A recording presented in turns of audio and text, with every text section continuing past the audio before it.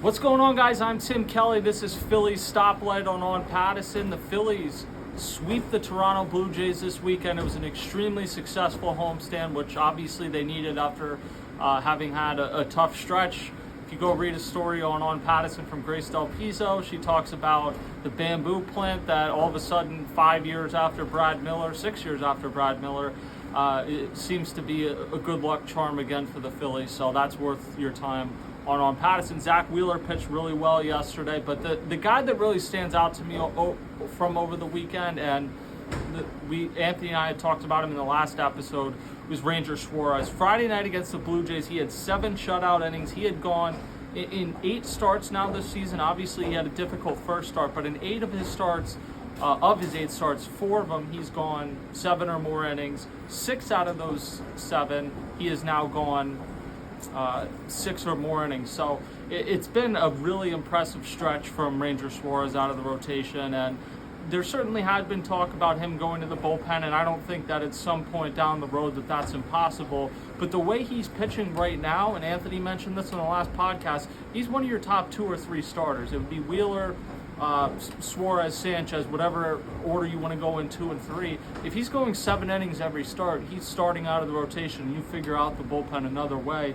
because he's pitching so well. And obviously, as somebody that's a free agent, I think he's going to be in a position where he wants to start if at all possible. So the way he's pitching right now, he's certainly someone that I think the Phillies will give a qualifying offer to in the offseason. I would guess he'll decline that, but I'd be interested to see what his free agent market ends up being after that, because you see these stretches, when he's locked in, he can pitch about as well as anybody in the league.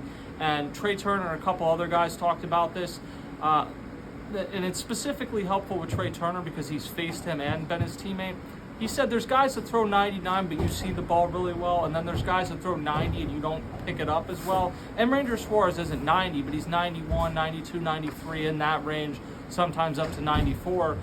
It doesn't feel like somebody that should be pitching as well as he has for this extended of a period, but he has been tremendous now for a few years straight. And it's because there's deception and he really just knows how to pitch. So I'd be interested, once he declines that qualifying offer, what is the market? Because typically for a guy like this, a guy that's not reliant on throwing 97, you'd think he would make out really well in free agency. The problem is he's had the injury concerns, and I think that that's real moving forward. And it would make me hesitant to give him a 6 or 7 year deal, which is probably fair in terms of how he's pitched when he's on the mound. I don't think he'll get that, but even a 4 or 5 year deal, I'd be pretty hesitant. To me, he's someone I'd feel more comfortable in like a 3 year deal with, and I would guess that won't ultimately be what gets the job done. So it'll be interesting to see. Like I said in the last episode, Ranger Suárez, regardless of where he's pitching next year, is a super important part to the Phillies this year. And he's been better than expected, I think, to this point. He's pitching as well as anybody on the Phillies, and outside of Paul Skeens, about as well as anybody in the league. So interesting to note there. Now, some other guys have really stepped up in the absence of Bryce Harper. Kyle Schwarber continues to play well, hit home runs. Kyle Schwarber is the best player on the team right now. But over the weekend, Otto Kemp had 4 hits yesterday. JT Realmuto had a ton of opposite field hits. Brandon Marsh had at least 1 hit in every game on this homestand. Nick Castellanos had a grand slam Sunday, and Alec Boehm homered Sunday as well. So some of the guys that maybe hadn't been performing, and that doesn't apply necessarily to all of them. Obviously, Otto Kemp just got here, and we'll get to more on him in a minute. But guys like JT Realmuto, Max Kepler that had really struggled are coming around offensively now. And I don't know that it has staying power necessarily, at least not to this extent, but it's really important during this stretch where you're without Bryce Harper, and I don't think that a return for Bryce Harper is necessarily imminent, that you have other guys step up. And if you're able to sustain any of this, once Bryce Harper does come back, you're going to be in a really good spot. Now, Otto Kemp is obviously one of the big stories, if not the biggest story from the weekend. He has come up and he's really given the Phillies a spark. They need to work out some things on defense. He struggled at third base. He's had some misplays at first base. I don't know if he's somebody that realistically can play in the outfield in the major leagues, but that would be helpful to know for when Harper's back. But I would say in terms of what happens to him when Bryce Harper comes back, honestly, who cares right now?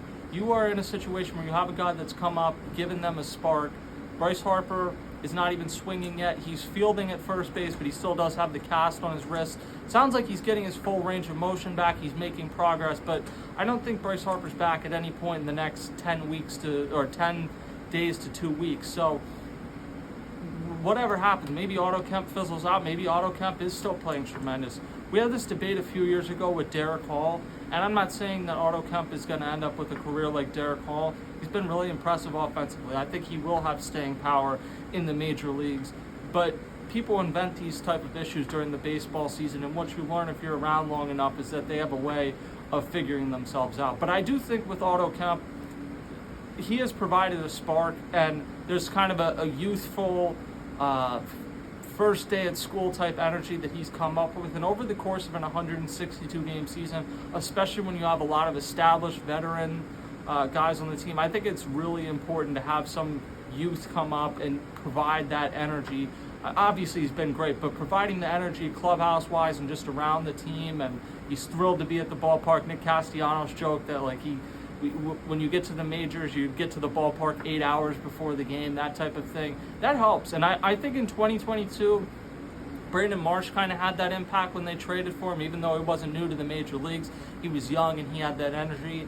He provided that. 2023, Johan Rojas came up and kind of provided that after the All-Star break. I do think last year that's kind of something the Phillies were lacking, that guy that came up and really added a jolt. And you're going to get it to a degree whenever Andrew Painter comes up, but I think it is more important to have a position player that comes up and does that. Even if they don't play every day, they're playing on a more frequent basis than pitchers, and it's a fun story. Maybe this just ends up being a little note in Phillies history, but Otto Kemp has played really well early on in his major league career, and I think it's hard not to be impressed by what he's done. And as far as what happens when Bryce Harper gets back, cross that bridge when you get there, because maybe somebody gets hurt, maybe he fizzles out, whatever the case is, you worry about that when you have to worry about that. The Phillies, quick road trip, not even a road trip, one series, 4 games in Miami against the Marlins. You'll have Mick Abel against Sandy Alcantara in game 1, and I'm interested to see Alcantara. He's one of my favorite pitchers around the league. He struggled in his first year back from Tommy John, but pitched pretty well in his last outing, and it's probably only going to take a few good outings for him to be someone that becomes a really coveted trade candidate, so that'll be a good matchup in game 1. Jesus Luzardo, former Marlin, already pitched against them once this year. He'll go against Cal Quantrill in game 2. Ranger Suárez is going in game 3. Marlins haven't named a starter for that one. And then Christopher Sanchez is going to go in game 4 of the series against Edward Cabrera. So the Marlins obviously are a team the Phillies should go in and take at least 3 of 4, if not 4 of 4 against. And they have a chance to really leave that rough stretch in the rearview mirror. And they certainly did that on this homestand. And if they can go 4 games in Miami, get 3 or 4 wins, and then come back for next weekend, they're going to be in really good shape. So that's going to do it for this episode of Phillies Stoplight. I'm Tim Kelly. Check out all our coverage on Pattison, and I will talk to you guys next time.